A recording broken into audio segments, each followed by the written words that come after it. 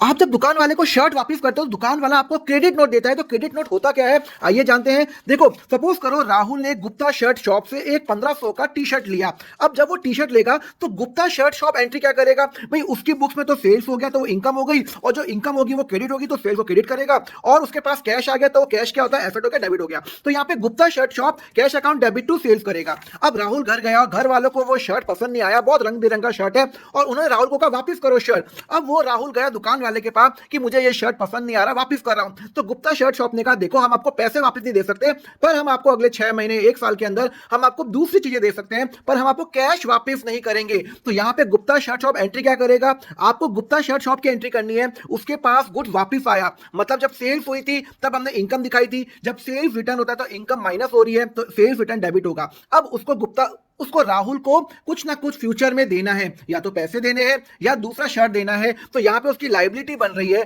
तो Gupta shirt shop के अंदर वहां पे एक लाइबिलिटी बन रही है कि कस्टमर को देना है। तो यहां पे वो कस्टमर को क्रेडिट कर रहा है, अपने बुक्स के अंदर क्या कर रहा है, क्रेडिट कर रहा है। तो मतलब कस्टमर अकाउंट के अंदर, गुप्ता शर्ट शॉप के अकाउंट के अंदर वो करेगा, कस्टमर अकाउंट को क्रेडिट करेगा बाय सेल्स रिटर्न 1500 रुपए, और वो क्रेडिट नोट इशू करेगा कि हमने, गुप्ता शर्ट शॉप ने राहुल शर्मा को अपने बुक्स में क्रेडिट किया है, मतलब हमें फ्यूचर में कुछ ना कुछ या तो उसको पैसे देने हैं या हमें उसको गुड्स देने हैं। समझ में आया? तो क्रेडिट नोट क्यों इशू करते हैं, और एफी फंडा के लिए फॉलो करिए अकाउंट फंडा को।